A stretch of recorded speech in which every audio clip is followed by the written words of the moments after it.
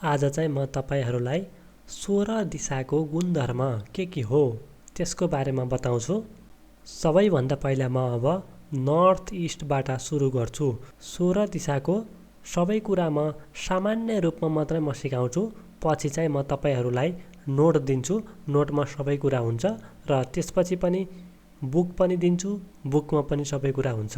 अहिले चाहिँ भिडियोमा म सामान्य रूपमा मात्रै जान्नु होला। ल अब नर्थ इस्टमा हेर्नुहोस्। यो पिक्चरमा नर्थ इस्टमा चाहिँ विचारमा एकदम क्लियर हो।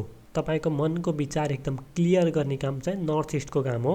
इस्ट नर्थ इस्ट भनेको चाहिँ खुसी र मनोरञ्जन दिने ठाउँ चाहिँ इस्ट नर्थ इस्ट हो।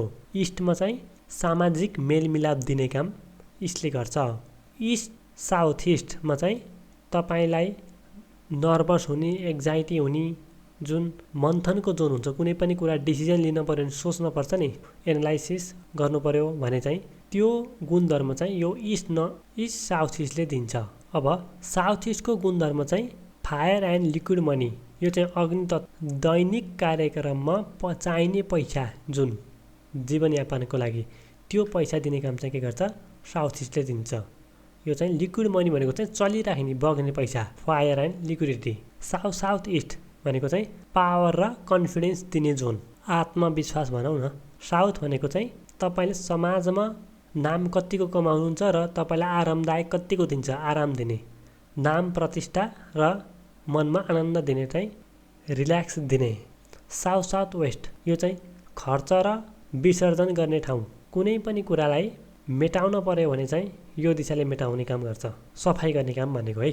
खर्च र विसर्जन गर्ने ठाउँ साउथ वेस्टले दिने भनेको सम्बन्धमा राम्रो र तपाईँको स्किल चाहिँ राम्रो दिने, काम गर्ने कला, relationship and skill. South west education and saving, तपाईँको पढाइ सम्बन्धी र पैसा जम्मा हुने।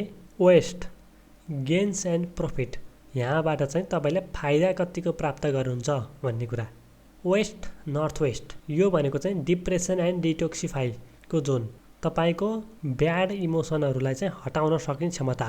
कुनै पनि मनमा टेन्सन यस्तो हुन्छ कि मनबाट हटाउन सकेदेखि त्यो समस्या होइन, त्यस्तो टाइपको समस्या, मेटाउन पर्ने समस्यालाई मेटाउन सक्ने क्षमता चाहिँ यो जोनले दिन्छ।